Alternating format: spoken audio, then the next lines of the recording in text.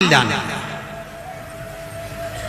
प्रसाद मांगा नहीं जाता, प्रसाद जो देता है वो हाथ बढ़ाकर देता है।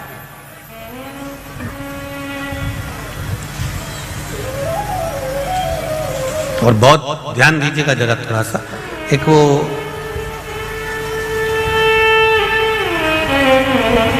एग्जाम में किसी विषय में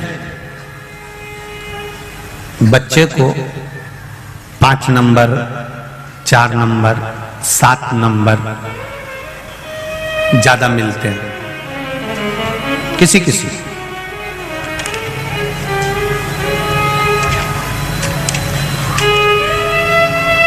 और जब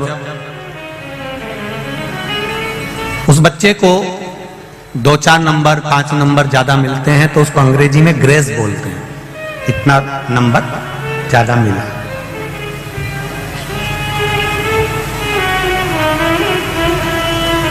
मतलब वो उसने मांगा नहीं है। एग्जाम देते समय उसने ये नहीं लिखा था कि मुझे इस नंबर में, इस सब्जेक्ट में इतना ग्रेस देना, इतना ज्यादा देना, ये उसने बोला नहीं। प्रसाद को अंग्रेजी में ग्रेस भी कहते हैं, मतलब मांगा नहीं जाए और मिल।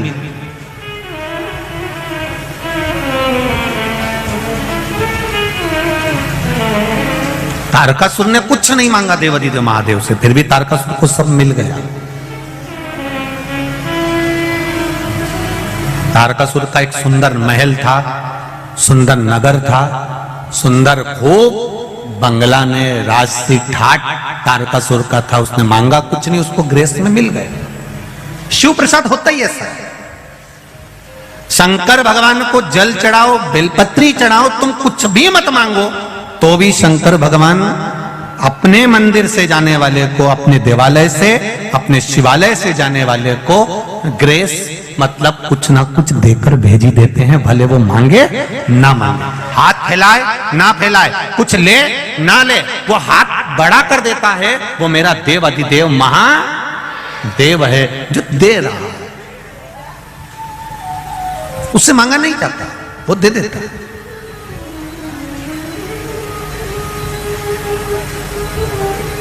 खाली न जाता कोई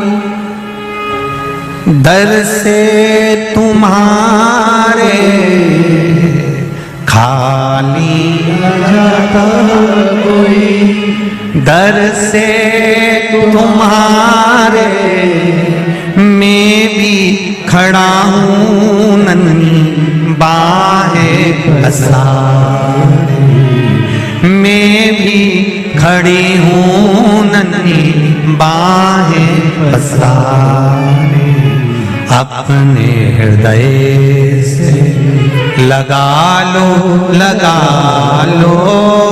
गिरा जा रहा हूँ, उठा लो प्रभु अपने दर से, अब तो न टालो, गिरा जा रहा हूँ, उठा लो। आप शिव के मंदिर जाएं, आप शंकर भगवान की चौखट पर जाएं, आप शिव के द्वार जाएं, मांगने की जरूरत नहीं है आपको, वो दे देगा। आपके हृदय में क्या है वो जानता है। अभी इंदौर की कथा किस किसने सुनी थी टीवी पर? हाथ उठाओ जरा, जिसने सुनी। सबने सुनी है? धरो वापिस धरो, ठीक है। इंदौर की कथा में एक बात कही थी कि ब्रह्मा जी के सामने ब्रह्माणी ने, ब्रह्मा जी के सामने सरस्वती ने, ब्रह्मा जी के सामने वीणा देवी ने अहंकार के शब्द कह दिए थे कि मुझ में इतना स्वर है, मुझ में इतना ज्ञान है। तब ब्रह्मा जी ने कह दिया था कि तुम्हें शंकर भगवान के पास जाना पड़ेगा। तुम रुका जी के पास गई, तुम रुका जी ने उनको ज्ञान नहीं दिया, तब जाकर शिव जी ने उनको शास्त्रीय संगीत का सुर प्रदान किया। जब सरस्वती माता को स्वर दे दिया गया, जब सरस्वती माता को भगवान शंकर ने, नटराज ने सब कुछ दे दिया, तब माता सरस्वती ने नटराज से कहा, भोलेनाथ जी से कहा, मेरे लिए भी तो कोई आज्ञा करो, आपने मुझे इतना दिया है तो मैं गुरु दीक्षा में आपको क्या, मैं आपको क्या प्रदान करूं? ये प्रसंग उस दिन रह गया था। आज अनंग त्रयोदशी के दिन ये प्रसंग वापिस आया है, इसको अच्छे से सुनना। भगवान शंकर जी से, नटराज जी से सरस्वती जी कह रही हैं कि आपने मुझे स्वर दिया, आपने मुझे संगीत दिया, आपने मुझे सब कुछ प्रदान करा, अब मेरा भी तो फर्ज बनता है, मेरा भी तो कोई फर्ज है कि अपने गुरु को कुछ दूं मैं, अपने गुरु को मैं कुछ प्रदान करूं, ये मेरा फर्ज है। क्या दूं मैं आपको? देवादिदेव महादेव ने जो मांगा वो संपूर्ण विश्व के कल्याण के लिए मांगा। क्या मांगा मेरे महादेव ने? मेरे महादेव ने कहा, वीणा देवी, सरस्वती सुनो, जैसे जरासंध और दुर्योधन ने जो मांगा था, भीम के हृदय की बात आपने माता पार्वती को बताई थी, बस मेरे शिवालय में, मेरे मंदिर में, मेरे देवालय में कोई जल चढ़ाने आए या बेलपत्र चढ़ाने आए या भूल से भी मेरी देहली पर चढ़ जाए, उसके मन में क्या चल रहा है आप तुरंत बस नंदी से जाकर कह देना, नंदी मुझे बता देगा, मैं शाम को प्रदोष काल के समय रोज भ्रमण पर जाता हूं, मैं कल्याण कर दूंगा। बस इतने से। अब वीणा देवी सरस्वती का काम क्या है?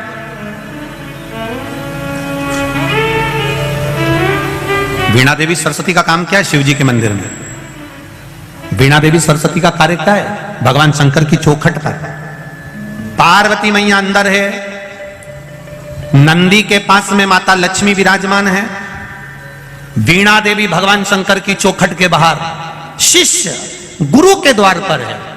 और वीणा देवी ने कह दिया, भोलेनाथ, अब आपके मंदिर में जो भी आएगा, जो जिस भाव से आएगा, भले वो मांगे ना मांगे, पर मैं उसके हृदय में निवास कर कर उसके चित्त की बात को ध्यान कर कर नंदीश्वर को बता दूंगी, और आप प्रदोष काल में जब आप भ्रमण के लिए जाएंगे तब आप उसको प्रदान कर देना। बस इतनी सी कृपा करना। ये वीणा देवी को वर दिया और वीणा देवी ने शिव को वचन दिया।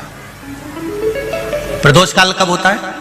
सूर्य अस्त होने वाला है, सूर्य डूबने वाला है, उसके 45 मिनट पहले से सूर्य डूब जाता है, उसके 45 मिनट बाद तक प्रदोष काल का समय होता है। शिव जी के भ्रमण का समय क्या है? यही प्रदोष काल। प्रतिदिन मेरे देवादिदेव महादेव भ्रमण पर निकलते, प्रतिदिन।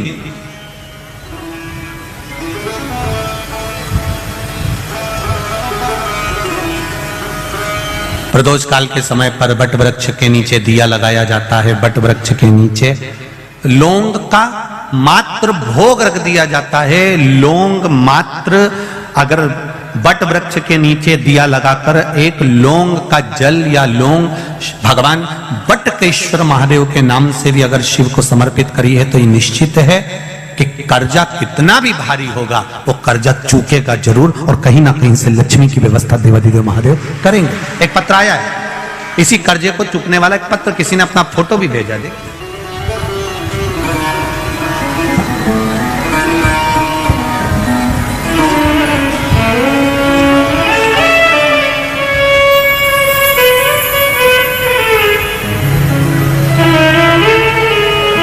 मेरा नाम राजाराम जाधव, पाटिल गांव, औरंगपुर, शिवपुर, शाहदा, जिला नांदुरबार, महाराष्ट्र से आया हूं। कहीं बैठे हो तो हाथ हिलाइएगा। आप ही हैं? दोनों हाथ हिला दो ऐसा। श्री शिवाय नमस्तुभ्यम। एक बार फिर से हिलाइए दोनों हाथ। श्री शिवाय नमस्तुभ्यम। महाराष्ट्र नांदुरबार से आया हूं। मेरा परिवार टीवी के माध्यम से कोरोना काल से कथा सुन रहा है। आपके प्रवचन दिए गए, कर्ज मुक्ति का उपाय सुनने के बाद मन में इच्छा जागृत हुई और उपाय करना शुरू किया। आपके कहने से बढ़ के पेड़ के जड़ में बटकेश्वर महादेव के नाम से आपने जो बताया था वैसा की वैसा ही पूजन करना प्रारंभ कर। चावल हल्दी मिलाकर जल छोड़ना, बाबा जी की इच्छा से प्रसाद स्वरूप जैसा आपने वर्णन किया था वैसा ही कर वहां से जल लाकर जिस खेती में, खेती का फोटो भी मैं लगा रहा हूं, जमीन का फोटो लगा रहा हूं, जिस खेती में एक अन्न का दाना नहीं होता था, पूरा कर्जे में डूबता चले गया था, बाबा की कृपा से बाबा ने ऐसी प्रेरणा दी कि हमने उस खेती में बटकेश्वर महादेव का पूजन करने के बाद अभी तक जो फसल लगाते थे वो फसल हटाकर हमने उसमें मिर्ची बो दी। आप बार बार कथा में कहते हो काली मिर्ची काली मिर्ची, तो हमने मिर्ची लगा दी। हमने ये थोड़ी ना कहा था कि तुम मिर्ची लगाओ दादा, हमने मिर्ची बो दी और बाबा की कृपा देखिए, बटकेश्वर महादेव का नाम लेकर गया था, इतना कर्जा था कि प्राण